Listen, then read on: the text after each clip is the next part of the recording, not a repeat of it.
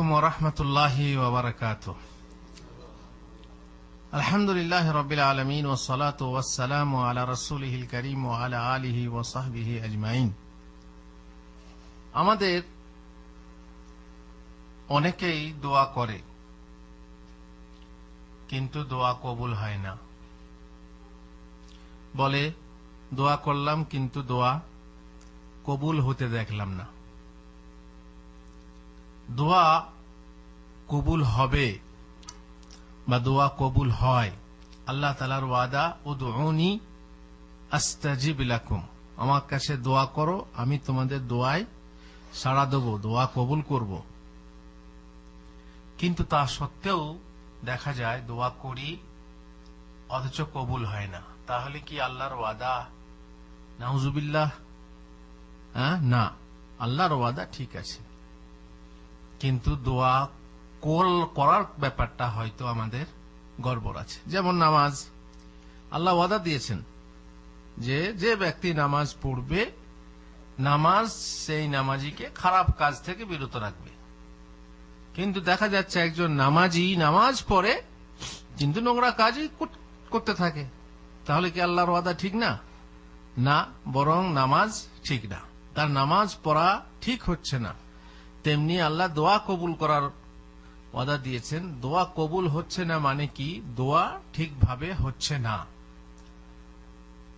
একটা ওষুধের বোতলে লেখা থাকে যে ওষুধটা খেলে এই রোগ সারে, ওষুধের গায়ে লেখা থাকে ওষুধটা খেলে এই রোগ সারবে। ঠিক আছে, এবার ওষুধটা খেলেন, আপনার রোগ সারছে না, তার মানে কি? তাহলে কি ওষুধটা ভুয়া?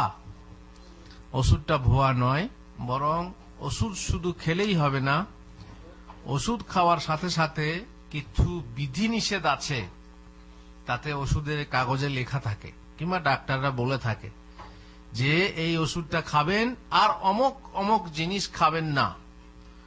বিড়ি সিগারেট খাবেন না, মদ খাবেন না, টক খাবেন না, বা ঝাল জাতীয় জিনিস খাবেন না, মশলা খাবেন না। যার যেমন রোগ, আপনি বলবেন যে না, আমার বাপের গাড়ি আমি ইচ্ছা মতো চালাবো, কিন্তু তোমার বাপের গাড়ি ঠিক মতো চলতে হবে। তাহলে কি করে হবে? তোমার ওষুধ যেন ঠিক মতো কাজ করে, আমি আপনার ঠিক মতো নিজে খেলাম না, তাহলে হবে না। বরং ওষুধ কাজ করতে গেলে নিজেকে প্রস্তুত হয়ে ওষুধ খেলে তবে ওষুধ কাজ করবে। ঠিক দোয়াও সেরকমই, দোয়াও সে ওষুধের মতোই। দোয়া যখন আপনি করবেন জানতে হবে নিশ্চয়ই কোনো বাধা আছে বলে কবুল হয় না। সে চারটে কথা আছে বলবো, তার মধ্যে একটা প্রধান বাধা হলো কি, যে দোয়া যখন আপনি করেন, এমনিতেও বহু শর্ত আছে, ইখলাস থাকতে হবে, একমাত্র আল্লাহর কাছে দোয়া করতে হবে এবং আন্তরিকতার সাথে করতে হবে, ইত্যাদি ইত্যাদি। কিন্তু তার মধ্যে একটা হচ্ছে কি, হালাল খেতে হবে। যদি হালাল না খান, হালাল না পড়েন, তাহলে আপনি দোয়া করলেও দোয়া কবুল হবে না। আর একটা হাদিসে আছে, যদি আপনি কোনো অন্যায় কাজ করতে থাকেন তাহলেও আপনার দোয়া কবুল হবে না। যেমন আপনার স্ত্রী যদি নোংরা হয়, অথচ আপনি তাকে নোংরা থেকে দূরে রাখতে পারছেন না আর তালাকও দিচ্ছেন না, তো আপনার দোয়া কবুল হবে না। এইভাবে নোংরা কাজ করতে থাকলে আল্লাহ আপনি দোয়া কেন কবুল করবেন? তেমনি হারাম খেয়ে পড়ে যদি আপনি আল্লাহর কাছে হাত ধুয়ে বলেন, তাহলে পরে আল্লাহ দোয়া কবুল করবেন না। মাতামুহু হারাম, মালবাসুহু হারাম, গুযিয়া বিল হারাম, ফান্না ইস্তাজাবু লাহু। তার এই রক্ত মাংস, এই যে কি ভুঁড়ি আর এই সবকিছুই, আর কাপড় পর্যন্ত হারাম পয়সাতে কেনা হয়েছে, তাহলে তার দোয়া আর কখন কবুল হবে? কিভাবে কবুল হবে? বেশ, এখন আরেকটা কিছু প্রয়োজনীয় কথা শুনুন দোয়ার ব্যাপারে। রাসূলুল্লাহ সাল্লাল্লাহু আলাইহি ওয়াসাল্লাম বলছেন, লা তাদউ আলা আনফুসিকুম ওয়া লা তাদউ আলা আওলাদিকুম ওয়া লা তাদউ আলা আমওয়ালিকুম লা তুওয়াফিকু মিনাল্লাহি সাআতান ইউসআলু ফিহা আতাআন ফায়াস্তাজিবা লাকুম। অনেক সময়ে মানুষ বেশিরভাগ বদদোয়া করে থাকে। বদদোয়া করে থাকে, ছেলেকে বদদোয়া করে, হাঁস মুরগিকে বদদোয়া করে, পশুকে বদদোয়া করে, নিজের ঘরের গরু মোষকে বদদোয়া করে। আল্লাহ রাসূল সাল্লাল্লাহু আলাইহি ওয়াসাল্লাম বলছেন, খবরদার না, যখন তখন বদদোয়া করো না। এবং নিজের উপরেও অনেক সময় দেখবে নিজেকে বদদোয়া করে, আমি মরি না কেন, আমি জাহান্নামে যাই না কেন, মানে ধিক্কারে। অনেকে তো আত্মহত্যা করে, আলাদা কথা, কিন্তু অনেকে নিজেকে নিজেই বদদোয়া দেয়, আল্লাহ যেন আমাকে এই করুক সেই করুক, নানা রকম। না, করো না। কেন? সন্তানদের ওপরও বদদোয়া করো না, তোমাদের নিজেদের মাল সম্পদেরও ওপরেও বদদোয়া করো না। কারণ এমন হতে পারে যে তুমি সেই যে সময় দোয়াটা করছো সেই সময় আল্লাহ দোয়া কবুল করেন, ফলে কবুল হয়ে যাবে, ফলে নিজের পায়ে নিজেই কুরুল মেরে বসবে, নিজের ক্ষতি নিজেই করবে। সুতরাং এ ব্যাপারে সতর্কতা হলো কি, কথায় কথায় যাকে তাকে বদদোয়া করা ঠিক না, বিশেষ করে নিজেদের ছেলে মেয়েদের ইত্যাদি। শত্রুকে হলে আলাদা কথা, কিন্তু নিজের সন্তান একটা ভুল করলো, আল্লাহ ইয়াকলাক, এটা আরবিরা বলে না, আর আমরা কি বলি, জাহান্নামে যা, খালে যা, ডালে যায়, ওলা উঠো নানা রকম, মানে তোর কলেরা হোক, তোর এই হোক, সেই নানা রকম কথা বলে। সামান্য একটা ভুল করেছে নিজের ছেলেকে। এইভাবে কিছু মায়ের অভ্যেস আছে, বদদোয়া, অভিসম্পাদকারিণী মা, জাহেল, বোঝে না, ফলে এরকম বদদোয়া করা উচিত না, নিজের ক্ষতি নিজে করবে। আর ছেলেদেরকে কথায় কথায় এইভাবে গালাগালি করা, গাধা, শুয়োর, কুকুর করলে পরে আসলে ছেলেগুলো শেষকালে ওই গাধাই হয়ে যায়। আপনি দেখবেন, যদি আপনার ছোট বাচ্চাটাকে পড়াতে বসালেন, পড়াতে বসে পড়তে পারছে না, গাধা, তোর কিছু হবে না রে, তোর দ্বারা হবে না, এই তোর দ্বারা হবে না, গাধা তোর নিজে হোক কিংবা প্রাইভেট মাস্টার হোক। আপনি প্রাইভেট মাস্টারও খেয়াল করবেন, অনেক প্রাইভেট মাস্টার আছে যারা নিজেরাই গাধা। এবারে সে যদি আপনার ছেলেকে বলে গাধা, গরু, তোর দ্বারা হবে না কিছু, তো এই তো কিছু একটা করলে তাকে উৎসাহিত করা, মানে জ্ঞান চর্চা বা জ্ঞান বৃদ্ধির সব থেকে ভালো উপায় হচ্ছে উৎসাহিত করা। যত উৎসাহিত করবেন তত ছেলে ভালো হবে। আপনার ছেলেকে যদি আপনি ডাক্তার করতে চান, তো ডাক্তার হওয়ার জন্য যে প্রয়োজনীয় স্বপ্ন দেখাতে শিখুন, স্বপ্ন তাকে দেখাতে শিখুন। ডাক্তার হলে এই হবে, এই হবে, মানুষের উপকার করবি, লোক ভালো করবি, আমাদের অসুখ হলে দেখবি, ইত্যাদি ইত্যাদি। সেইভাবে যদি আলেম করতে চান, তো আলেম হলে এই হবে, এই হবে। এখন যে সে বেচারি, আপনি বলছেন আলেম হলে এই হবে, সেই হবে, মদিনা যাবি, আর সে বেচারি দেখছি যে আলেম আমার গায়ে ইমাম সাহেব হ্যারিকেনের কাঁচ মোছেনি, তো মতোয়াল্লি সাহেব এসে খুব গালাগালি করছে, আর বেচারি চুপটি মেরে শুনছে, অপদস্থ হচ্ছে, সে চোখের সামনে ছেলে দেখছে, আর আপনি ছেলেকে বলছেন কি হবে, আলেম হবে। দেখছেন? কিন্তু ছেলেকে ওইখানে রাখলে হবে না, শুধু সামনের যে তোমার আলেম বলে গ্রামের ইমাম সাহেবকে ভাবছো তা নয়, দুনিয়া আরো প্রশস্ত।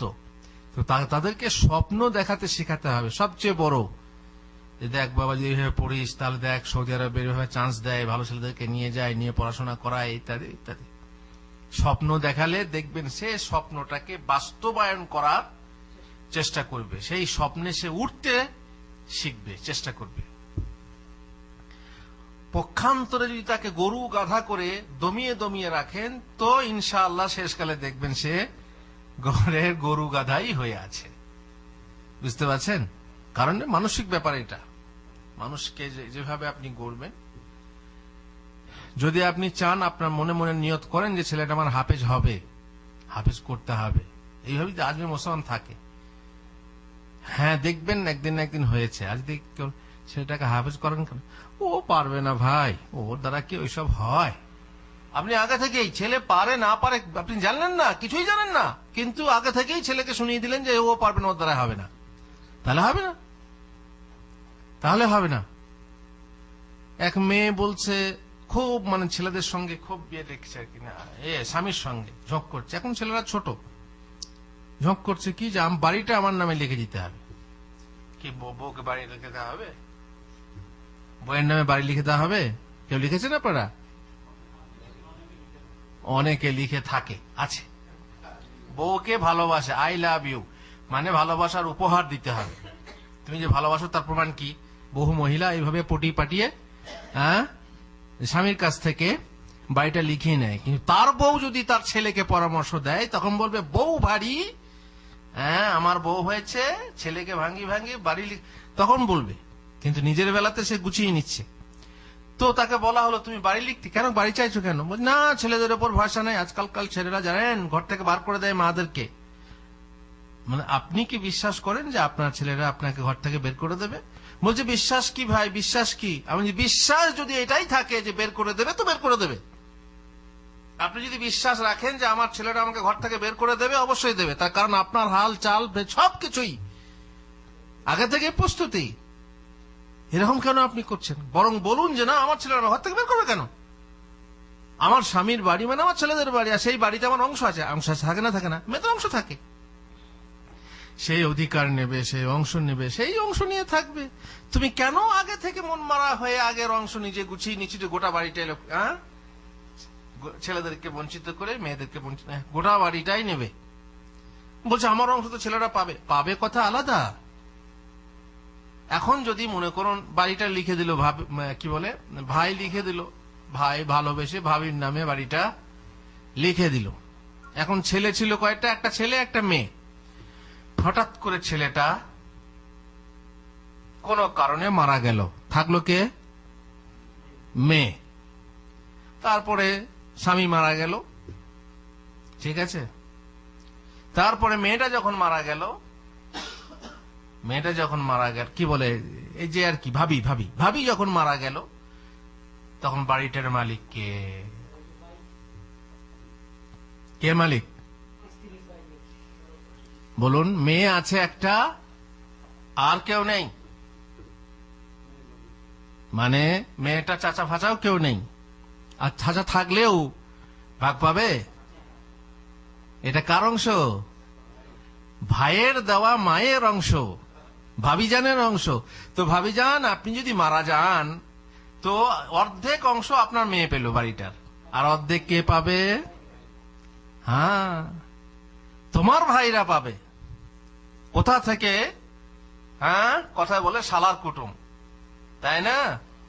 তো ওরা বাইরে থেকে এসে যারা মেহনত করেনি, যারা মানুষ করেনি ছেলেকে, সে এ বাড়িতে এসে ভাগ বসাবে। এটা কি ঠিক হবে? কোন কথা এটা? সুতরাং যাক, অন্য কথায় আমরা চলে যাচ্ছি। আমরা চাচ্ছিলাম কি যে খবরদার বদদোয়া করবেন না, আর ছেলেদেরকে এইভাবে মানে কুধারণা করবেন না ছেলেরা বের করে দেবে ঘর থেকে। কেন বের করে দেবে? সুধারণা রাখুন যে আমার ছেলেরা ইনশাল্লাহ আমরা আজীবন ছেলেদের কাছে থাকবো। বরং ছেলেরা নিয়ে টানাটানি করবে, বলবে মা আমার কাছে থাক, ও বলবে মা আমার কাছে থাক। এরকম আশা রাখতে হবে, তাই না? আশাবাদী হতে হবে। নিরাশাবাদী হলে পরে মুশকিল আছে। বেশ, অন্য একটা হাদিস, রাসূলুল্লাহ সাল্লাল্লাহু আলাইহি ওয়াসাল্লাম বলছেন ইস্তাজাবু লিআহাদিকুম মা লাম ইয়াআজাল। অনেকে দোয়া করে ভাব তাড়াতাড়ি করে, কই কবুল হচ্ছে না, দোয়া করলাম আল্লাহর কাছে একটা চাকরির জন্য, চাকরি হয় না, কই আল্লাহ কবুল করছে। তখন সন্দেহটা কোথায় যাচ্ছে? আল্লাহর কবুলে, দোয়াতে না। চাওয়াতে সন্দেহ হচ্ছে না, ও ভাবছে আমি তো খাঁটি চাচ্ছি, কিন্তু চাওয়ার পদ্ধতি হতে পারে তোমার কোনো সমস্যা আছে, কোনো ত্রুটি আছে। তুমি চাওয়াতে তোমার এতে আল্লাহ দিচ্ছেন এর সন্দেহ হচ্ছে। তখন বলে কি দাও তো রব্বি ফালাম ইস্তাজিব লি, আমি তো আল্লাহর কাছে দোয়া করছি, কই দোয়া কবুল হচ্ছে।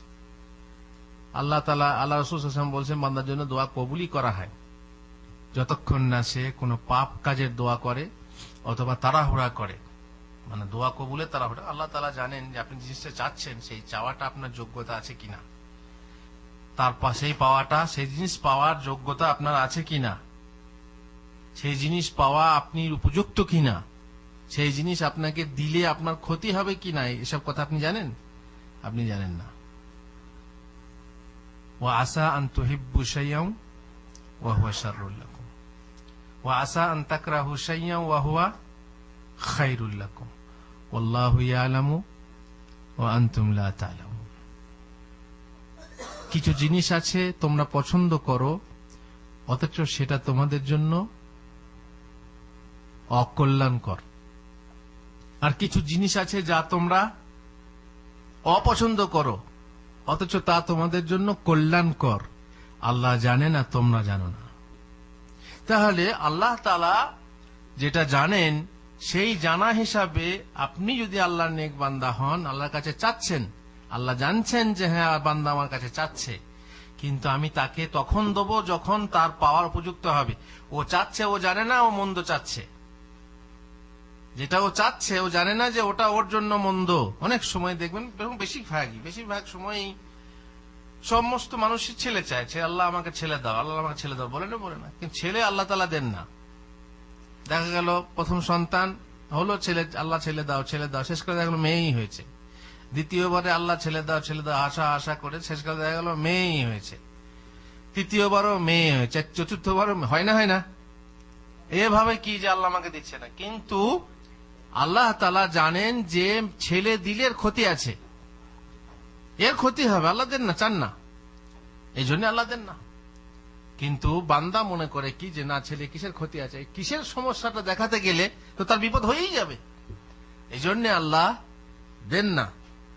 সে কথা আল্লাহ তাআলা,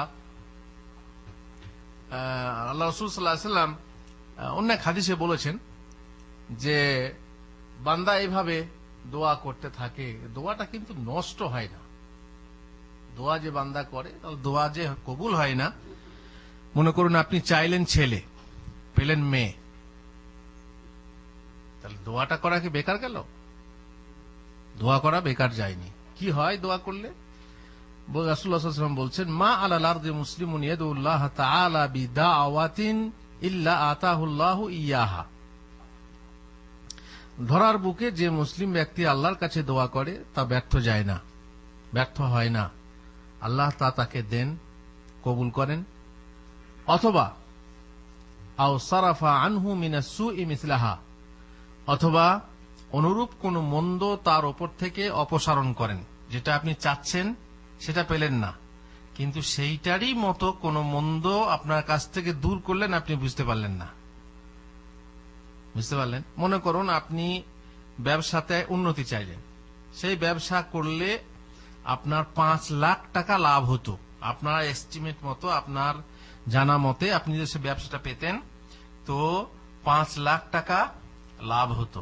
খুব চাইলেন, আল্লাহর কাছে দোয়া করলেন, বহু কিছু করলেন, কিন্তু আল্লাহর কাছে, আল্লাহর ইচ্ছা ছাড়া তো হবে না। আল্লাহর কাছে দোয়া করলেন, সেটা হলো না, ব্যবসাটা হলো না। দোয়াটা কি হলো হুজুর? দোয়াটা তো বেকার গেল। আল্লাহর কাছে এত চাওয়া চাইলেন, না, বেকার যায়নি। কেন? 5 লক্ষ টাকার যে জিনিস আপনি চাইছিলেন, 5 লক্ষ টাকার নোকসান থেকে আল্লাহ আপনাকে বাঁচিয়ে নিয়েছেন। সেটা কিভাবে? সেটা এইভাবে যে আপনি সেই দিনে গাড়ির সামনে পড়েছিলেন, আর সেই দিনে অ্যাক্সিডেন্টটা হলে আপনার পাটা যেত কাটা, আর সেই পাটা ভালো করার জন্য ইন্ডিয়ার ভেলোর যেতে হতো, আর সেখানে 5 লক্ষ টাকা খরচ হতো। আল্লাহ তাআলা বাঁচিয়ে নিয়েছেন তোমাকে। আপনি জানেন না যে আল্লাহ তাআলা ওই দুয়ার বিনিময়ে এইভাবে আপনাকে বাঁচিয়ে নিয়েছেন। এটা কার কথা? আল্লাহ রাসূলের কথা। মালাম ইয়াদউ বিইসম আও কাতিয়াতির রাহিম, যাই হোক, আও ইয়াদাখিরু লাহু মিনাল আজরি মিসলাহা, কিংবা অনুরূপ সওয়াব কাল কিয়ামতে আপনার জন্য জমা থাকে, কাল কিয়ামতে গিয়ে আপনি পেয়ে যাবেন। সমস্যা নেই, আপনি দোয়া করেছেন, দোয়া বৃথা যাবে না। এই দোয়া আপনি কাল, দোয়ার সওয়াব আপনি কাল কিয়ামতে পেয়ে যাবেন। আর একটা শেষ কথা বলে নিই, আমাদের অনেকে চায়, কিন্তু চাওয়ার মতো চাইতে জানে না। অনেকে বলা হয় আজকে আরাফাতের দিন, আজকে দোয়া কবুল হয়, আপনারা দোয়া করুন না, আল্লাহর কাছে চান। এবারে দেখবেন আল্লাহ তাআলা নিজেই বলেছেন কথা কোরআনে, এই হজের মৌসুমে, হজের সময় চাওয়ার কথা আল্লাহ তাআলা নিজেই বলেছেন। মানুষদের কথা বলছেন, ফাইদা কাদাইতুম মানাসিকাকুম ফাযকুরুল্লাহা কাযিকরিকুম আবাআকুম আশাদ্দা যিকরা ফামিনান নাসি মান ইয়াকুলু রাব্বানা আতিনা ফিদ দুনিয়া ওয়া মা লাহু ফিল আখিরাতি মিন খালাক। হজ শেষ হওয়ার কথা বলা হয়েছে আর কি। তারপরে বলছেন যে কিছু লোক আছে যারা আল্লাহর কাছে কি বলে, রব্বানা আতিনা ফিদ দুনিয়া, বাস ফিদ দুনিয়া। আবার হাসানাতাও নেই, শুধু ফিদ দুনিয়া, রব্বানা আতিনা ফিদ দুনিয়া। দুনিয়া দাও, দুনিয়া দাও, দুনিয়া দাও, গাড়ি দাও, বাড়ি দাও, নারী দাও, এ দাও, সে দাও, শুধু হ্যাঁ জমি দাও, জমি ফসল দাও ইত্যাদি, শুধু দুনিয়া। ومنهم من يقول ربنا آتنا في الدنيا حسنة وفي الآخرة حسنة وقنا عذاب النار أولئك لهم نصيب مما كسبوا। তা দেখেন আল্লাহ তাআলা বলছেন যে এর কিছু মানুষ আছে যারা কিন্তু দুনিয়াও চায় আখিরাতও চায়। সব মানুষ কিন্তু চাইতে জানে না।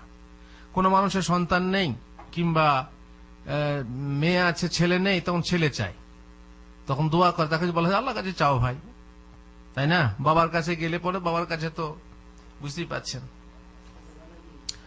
তো আবার কোন কোন মানুষ এত নিরাশ হয়ে যায় যে সে বলে কানা হোক, খোঁড়া হোক, কালো হোক, বোবা হোক, কালা হোক, যা হোক, যেমন হোক আমার একটা সন্তান দাও বাবা, আল্লাহ যেমন হোক দাও, মানে দিতে হবে তাকে।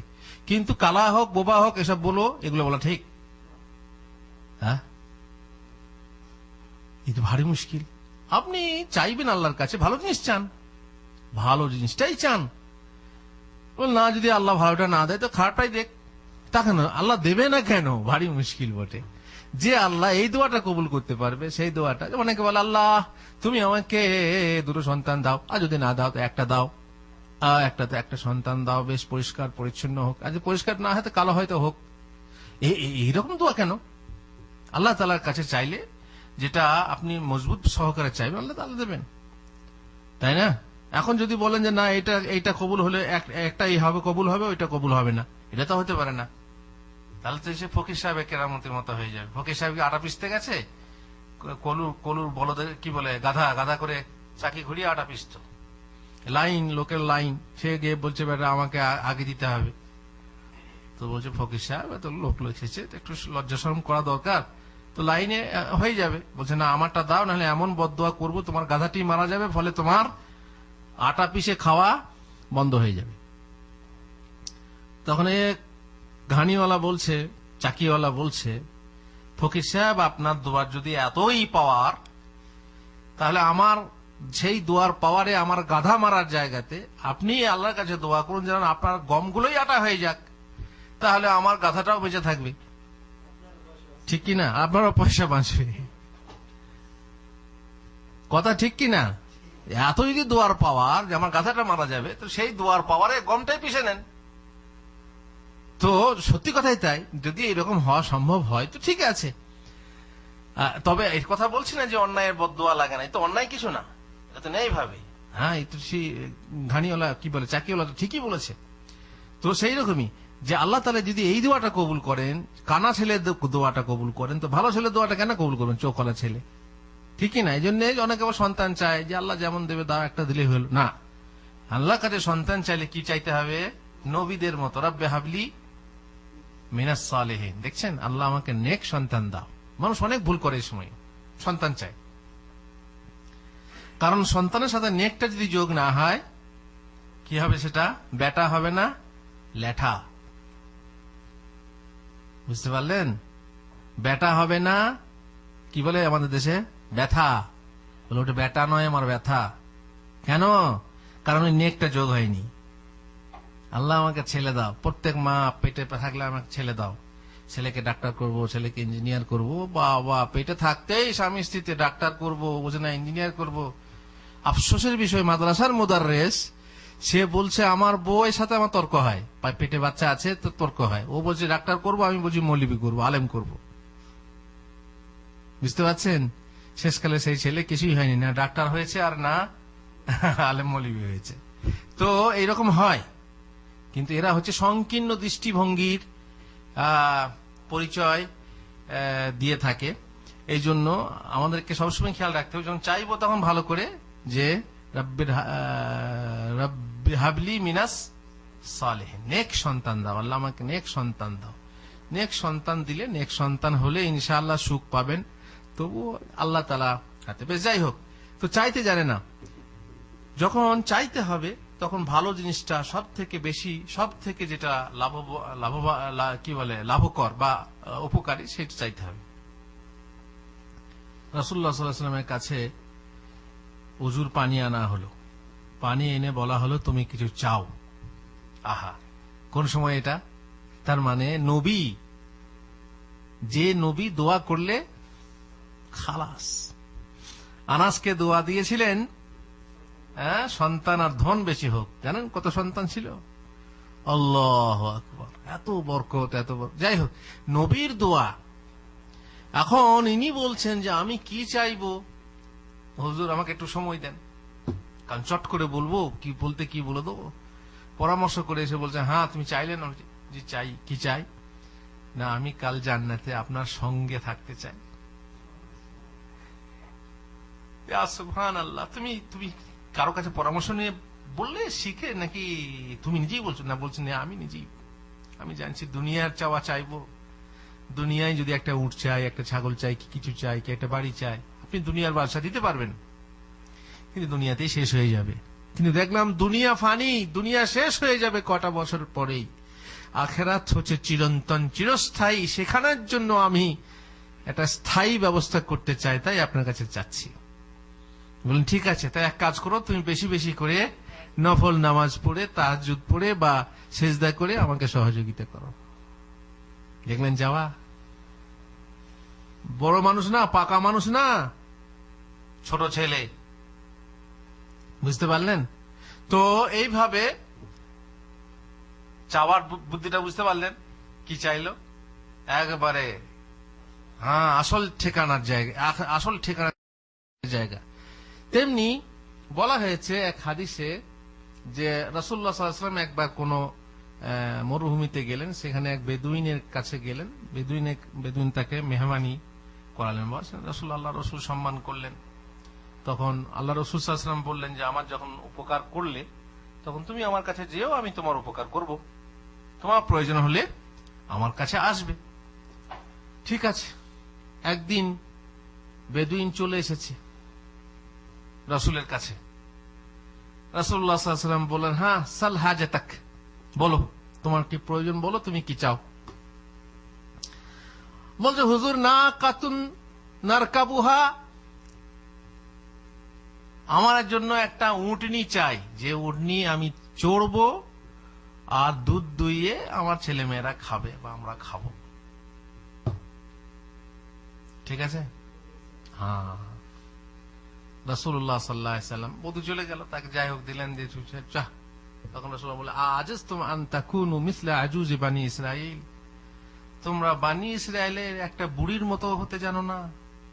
বানি ইসরায়েলের বুড়ি। সাহাবারা বললেন, বানি ইসরায়েলের বুড়ি খবর কি? তখন বললেন যে এই ব্যাপার, যখন মুসা আলাইহিস সালাম বানি ইসরায়েলকে নিয়ে মিশর ছেড়ে চলে যাচ্ছিলেন, তখন রাস্তা ভুলে গিয়েছিলেন।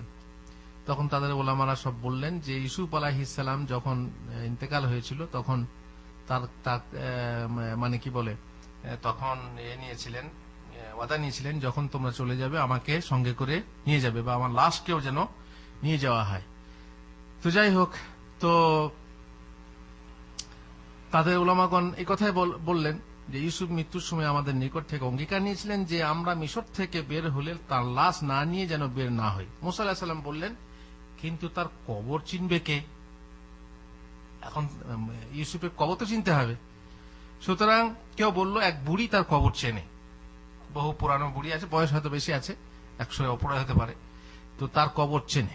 অতঃপর সেই বুড়ির কাছে যাওয়া হলে সে বলল, আমি কবরের খবর বলে দেব, কিন্তু শর্ত আছে। কাকে বলল? নবীকে। আমি কবরের খবর বলবো, কিন্তু শর্ত আছে। কি শর্ত? বলল, আমি বেহেশতে আপনার সঙ্গে বাস করতে চাই, আমি বেহেশতে আপনার সঙ্গে বাস করতে চাই। মুসা আল্লাহর নিকট থেকে বুড়ির সেই চাহিদা পূরণে দোয়া করলেন, কবর চেনা হয়ে গেল, তারপর লাশ নিয়ে গেলেন। এই হচ্ছে বুড়ির কিস্সা। বুড়িকে চাইতে বলা হলো, সে আর অনেক কিছু চাইতে পারতো, আমাকে আবার নতুন করে যৌবন দেওয়া হোক, আমার ঘর দেওয়া হোক, আমার বাড়ি দেওয়া হোক, আমার কিন্তু কেমন চাওয়া, একবারে লাস্ট পর্যায়ে। তো চাওয়ার মতো চাইতে হবে। যখন দেখবেন যে বাগানে যাচ্ছেন, সেখানে মালি বসে আছে, আপনি জানেন যে আমি যদি বাগানটা গোটা চাই তো বাগানের মালিক আমাকে গোটা বাগানটাই দিয়ে দেবে। সেই ক্ষেত্রে বাগানের বহু গাছের মধ্যে একটা গাছে কয়েকটা ফুল চাইলেন মালির কাছে, তাহলে আপনি মূর্খ মানুষ না? মূর্খ তুমি, গোটা কত ফুলেই তোমার ভরল প্রাণ, চাইতে যদি মিলত তোমায় সব গোটাই ফুল বাগান। আল্লাহর কাছে যখন চাইবেন তখন ভালো করে ডাগর করে চান। আশা আর বাসা ছোট করতে হয় না, বাংলাতে বলে না? আশা যখন করবেন তখন আমি বড় আশা করব, বাসা যখন করব দুটো রুম হলেই হবে, দুটো রুম হলেও এদিকে দুটো রুম হলেই হবে, আর এদিকে ছেলে তখন 1 ডজন। হ্যাঁ, তখন আপনার সেটা দুটো হলেই হবে, তখন আর হচ্ছে না। তারপরে তাদের আবার চাচাতো ভাই, সেই কত রকম সমস্যা। তো বাড়ি হলে বড়, তেমনি বলে বাসা হলে বড় বাসা আশা করতে হয়, ছোট বাসাতে সন্তুষ্ট থাকতে হয় না। সংকীর্ণ বাসা থাকা মানে দুঃখের চিহ্ন, সুখের চিহ্ন নয়। মোট কথা, আল্লাহর কাছে চাইলে বড় আশা করে চাইবেন, বড় নিয়ত নিয়ে চাইবেন, এবং চাইবেন এই বলে না যে আমি হয়তো যোগ্য নেই, অতগুলো দরকার নেই। তা বলে যদি আপনি বলেন যে আমি অসম্ভব আশা চাইবো, আল্লাহ গো তুমি আমাকে একটা মুরগি দাও যে মুরগি সোনার ডিম দেবে, তাহলে তো মুশকিল, তাই না? এটা তো বড় চাওয়া। বলবেন তাহলে বড় চাওয়া চাইবো আমি, ছোট ছোট চাইবো না। এমন একটা হাঁস দাও যেন ডেলি একটা করে সোনার ডিম দেয়, হবে নাকি?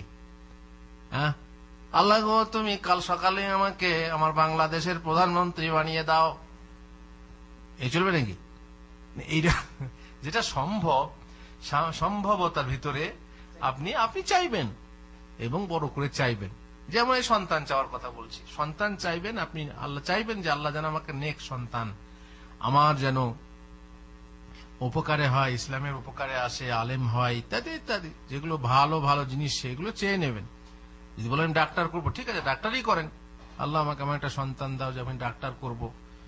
তারপরে আপনি যদি বলেন যে ডাক্তার হলে পরে আমার, হ্যাঁ ডাক্তারদের তো কোনো চিন্তাই নেই, ডাক্তারদের গাড়ি বাড়ি এখন ব্যাপারই নেই, তাই তো? তো সেই রকম যদি ধান্দা থাকে, আজ বলেন না ডাক্তার হবে, লোকের উপকার করবে, তাহলে ভালো কথা, তাহলে ভালো কথা। 2 চিকিৎসক যদি আপনি বানান তো ভালো কথা। এক হচ্ছে শারীরিক চিকিৎসা, এক হচ্ছে মনের চিকিৎসা। মনের চিকিৎসা করতে গেলে আলেম করেন, আর শরীরের চিকিৎসা যদি উপকার করতে চান মানুষকে, তাহলে ডাক্তার করেন। ঠিক আছে, বৈধ উপায়ে বৈধভাবে যদি করেন তাহলে পরে আল্লাহ তৌফিক দেবেন। আল্লাহ আমাদেরকে তৌফিক দেন সঠিকভাবে চাওয়া, সঠিকভাবে পাওয়া। আল্লাহ পাই যেন আমরা যা পেয়েছি তাতে যেন আল্লাহ বরকত দেন, কারণ যা ওয়া বারিক লানা ফিমা আতাইতা, যা দিয়েছেন আল্লাহ তারা বরকত দিলেও আল্লাহ ইনশাআল্লাহ আমাদের বরকত হবে, এবং আমাদের বাড়ির মধ্যে উপকার হবে, সমাজের উপকার হবে, দেশের উপকার হবে। আর যদি শুধু চাই তাহলে পরে ওই যে নেক বাদ দিয়ে যদি চাই, চাওয়ার মতো না চাই, তাহলে পরে বুঝতেই পাচ্ছেন যা দেশের পরিস্থিতি সেই রকমই হবে, এবং হয়ে থাকছে, হচ্ছে। আর তাতে মানুষের সুখ নেই, সমাজের সুখ নেই, দেশের সুখ নেই। আল্লাহ তাআলা যেন সবারই মাঝে সুখের বাসা ফিরিয়ে আনুক, আল্লাহুম্মা আমিন। আর সুখের আশা ফিরিয়ে আনুক, আল্লাহুম্মা আমিন। ওয়া সাল্লাল্লাহু আলা নবিয়িনা মুহাম্মদ ওয়া আলা আলিহি ওয়া সাহবিহি আজমাইন।